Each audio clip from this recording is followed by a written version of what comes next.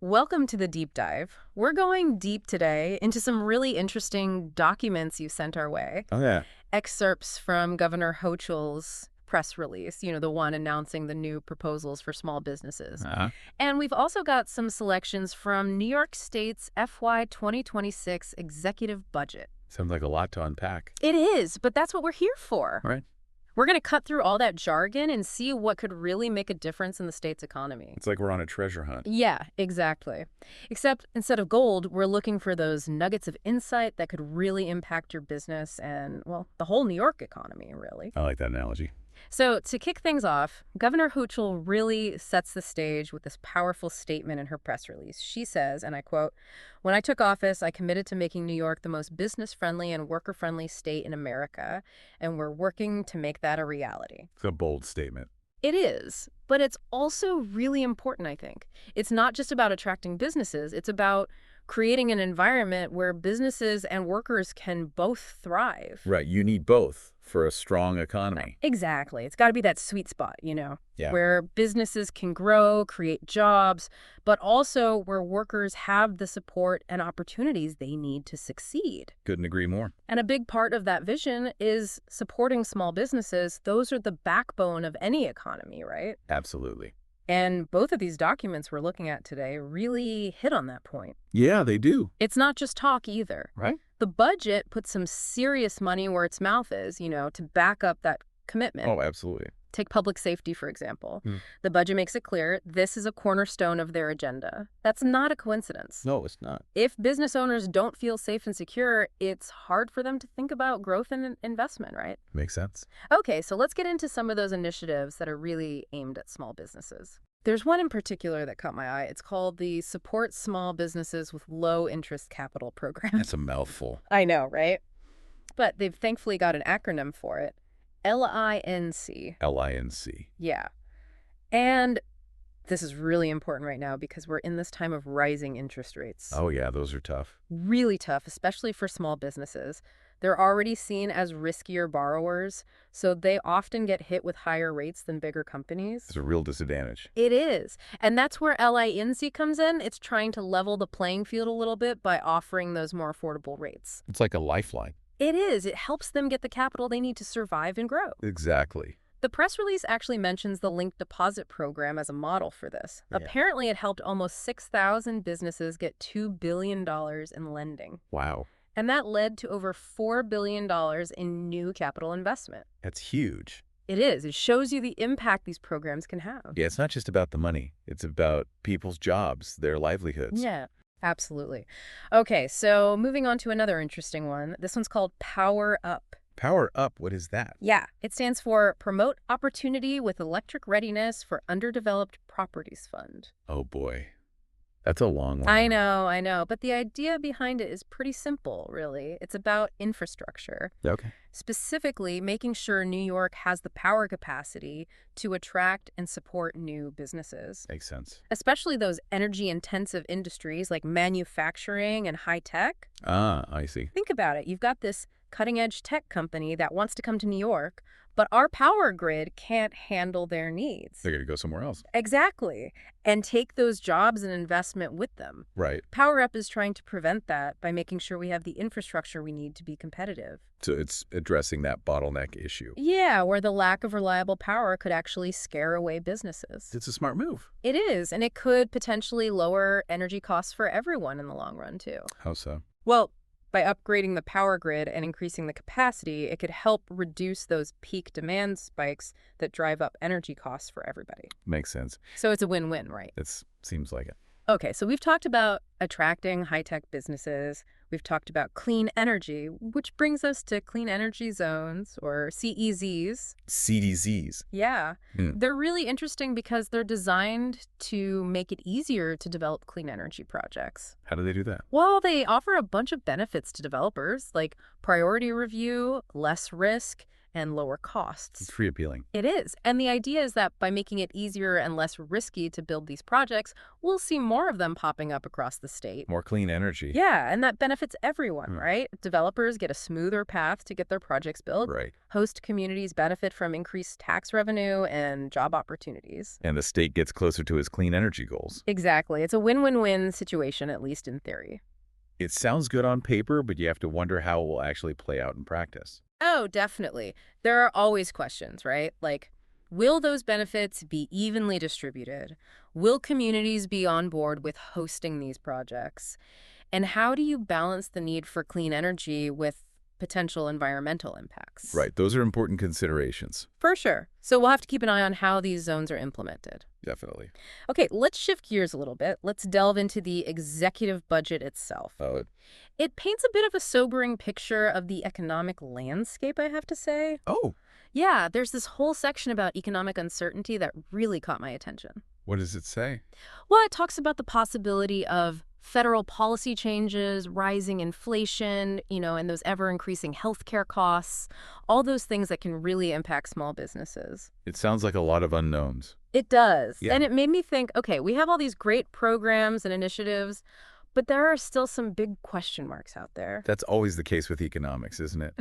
It's not exactly a crystal ball. No, it's not. And the budget even acknowledges that. It specifically mentions the potential for less federal assistance to New York programs. Oh, wow. So you have to ask yourself, if federal funding gets cut for programs like healthcare or social services, Yeah. how does that indirectly affect small businesses? All right. Could it lead to higher costs for them or their employees? Something to think about. Definitely. So it's not just about what's in the budget. It's also about what might be missing in the future. That adds another layer of complexity. It does. Okay, so we've got that economic uncertainty, right? Mm. But then there's this potentially really good news, this $3 billion tax affordability package. What's that about? It's meant to help New Yorkers. Yeah. It includes something called inflation refund payments Interesting. and lower income tax rates. It could be a big help for a lot of people. Do you think it could benefit small business owners too? Potentially, yeah. Many small business owners file taxes as individuals, so any tax relief could benefit them directly. That makes sense. It could free up more cash flow for their businesses. It's another example of how broader economic policies can impact that small business community. Exactly. It's like the state is trying to support them from all angles, directly through programs like LINC and indirectly through these bigger economic initiatives. A more holistic approach. It is. All right, so we've got tax breaks, potential challenges. What about the workforce? Does the budget address that? It does. In fact, there's a big increase in education spending proposed, with a focus on updating the foundation aid formula. Yeah, we talked about those updates earlier. Right. But what this means is more resources for schools. Which could lead to a better educated workforce down the road. Precisely. And businesses need that, right? Mhm. They need those skilled workers to fill all those in-demand jobs. They do. What else does it say about workforce development? Well, there are a few interesting things in there. There's this thing called the Distraction-Free Schools Proposal. What's that? Well, as you might guess, it's about restricting smartphone use in schools. Seriously, they're trying to ban smartphones in schools. That's what it sounds like. That seems pretty drastic. Do you think it'll work? It's hard to say. The goal is to create a more focused learning environment and boost academic performance. Okay. But whether that's the right approach, who knows? It's definitely controversial. Some people say it's crucial for deeper learning, while others think it's out of touch with how students actually learn these days. It's a tough one for sure. It is. And then there's also this College and High School Opportunity Fund. What's that all about? Basically, it aims to give high school students more access to college-level courses. Interesting. It's about giving them a head start, maybe letting them enter the workforce with some college credits already under their belt. Oh, I see. So it's about creating more paths to success for students. Yeah. And also addressing those needs of businesses by preparing a more skilled workforce. Exactly. It's hitting both sides of the equation. Okay, so we can't forget LINC, right? Yeah. Seeing it mentioned in both the press release and the budget really tells you how important it is. Yeah, they're definitely putting a lot of emphasis on that one. It's like they're saying, hey, this is a big deal. Right. All right, let's take a step back for a second. Okay. Let's look at some of those other notable initiatives just to get a sense of the full picture. That's good. First up, housing initiatives. Housing. Yeah. The budget talks about trying to increase housing supply. Hmm. and limit those institutional investors from buying up all the single-family homes. Yeah, that's a hot-button issue. It is, especially in places where housing costs are going through the roof. It's tough out there. It is.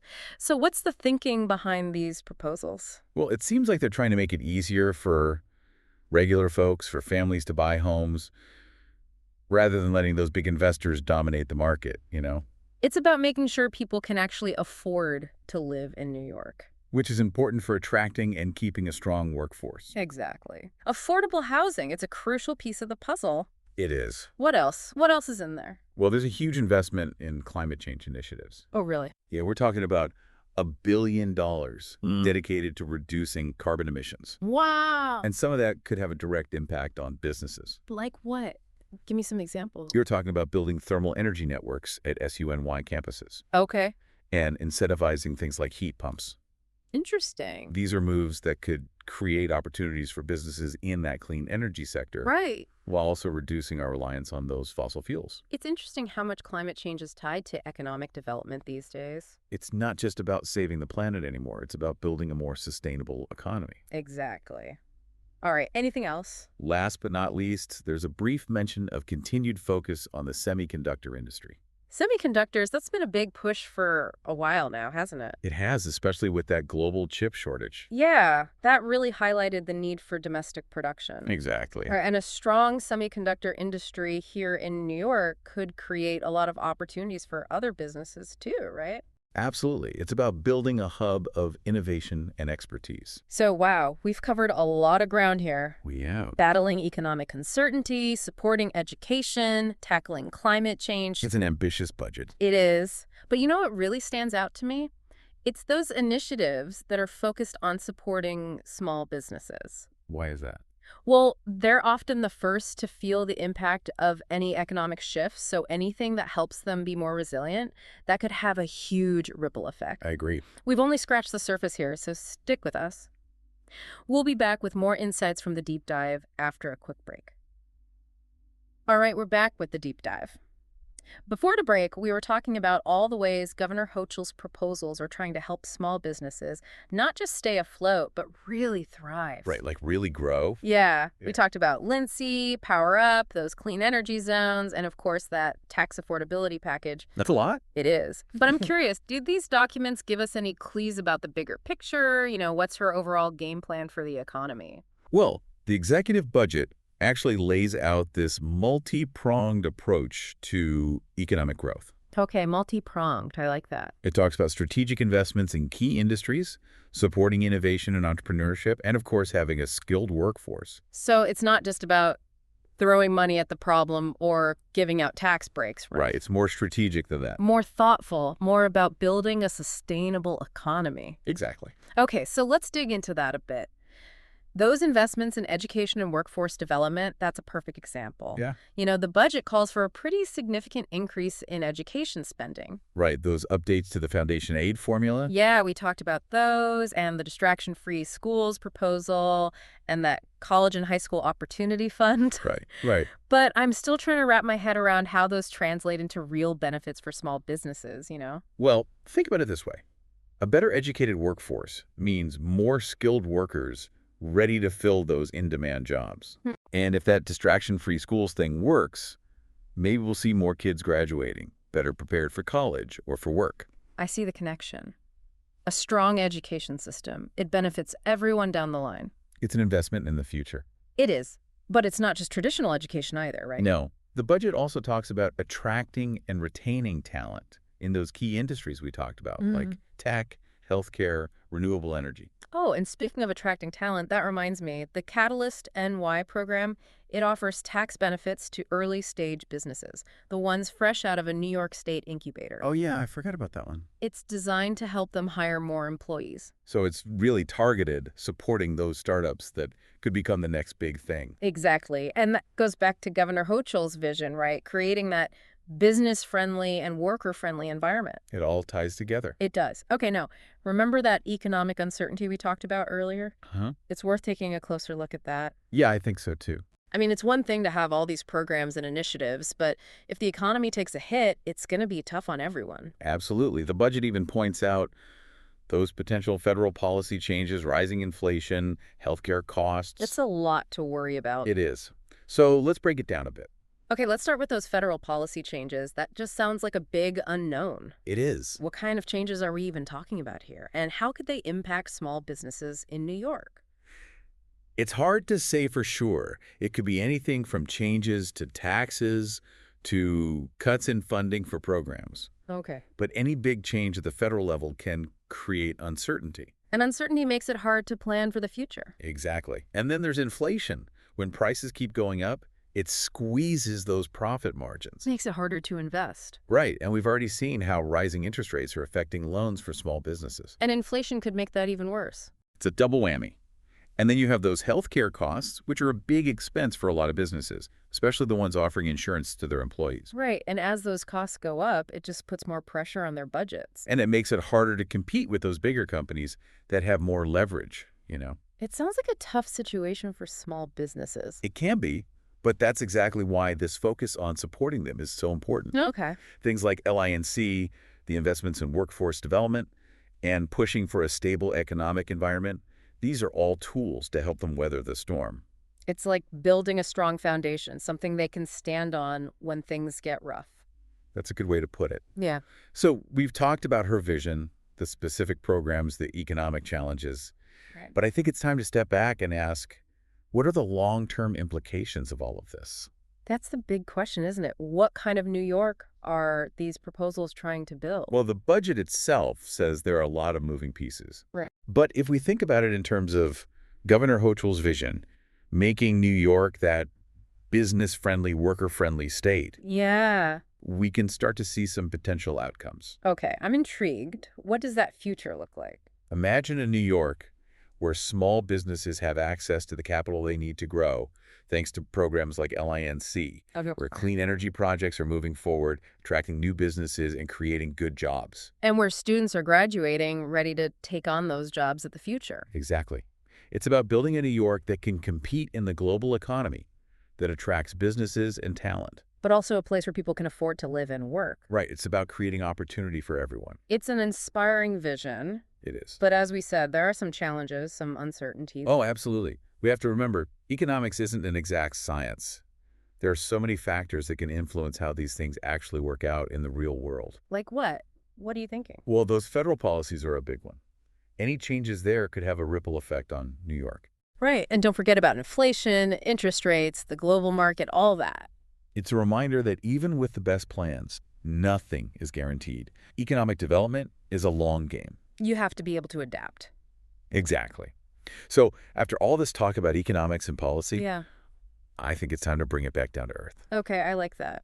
What does this mean for the average person listening right now? That's where it gets interesting. These proposals could have a real impact on your life, depending on your situation, of course. Give me some examples. Okay, let's say you're a small business owner trying to get a loan, but interest rates are killing you.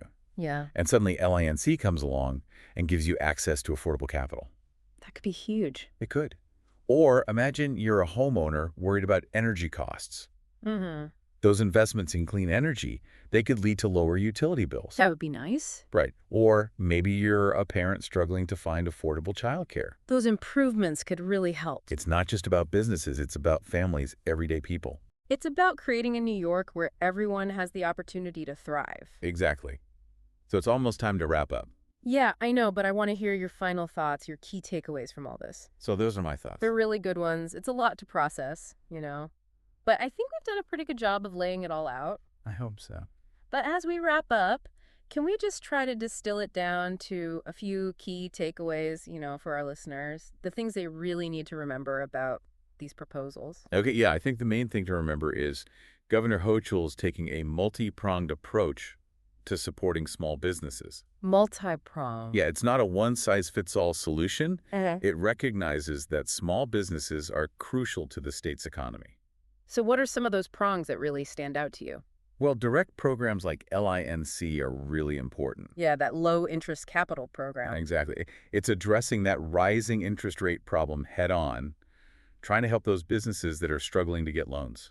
Like a safety net for them. Yeah, it is. And then you've got Power Up Tea, which is all about making sure we have the infrastructure to attract those energy-intensive businesses. Right. We need to be competitive. We do.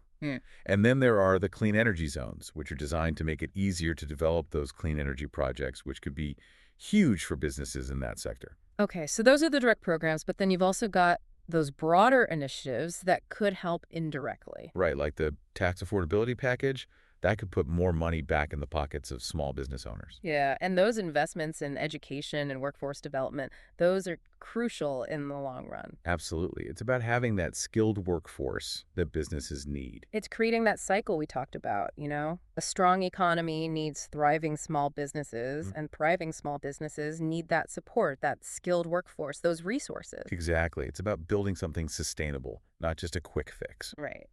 But we can't forget about those uncertainties, right? No, those are still out there.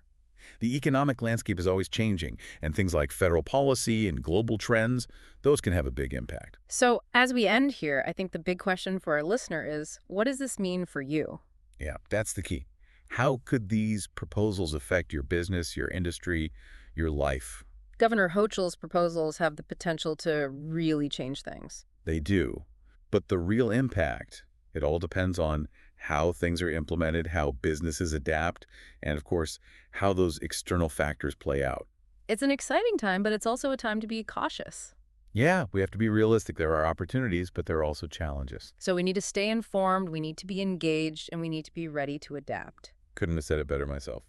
Well, on that note, I think it's time to wrap up. Sounds good. We hope this deep dive has given you a better understanding of Governor Hochul's proposals and what they could mean for the future of New York. It's a complex issue, but hopefully we've shed some light on it. We've tried our best. Thanks for joining us on the deep dive.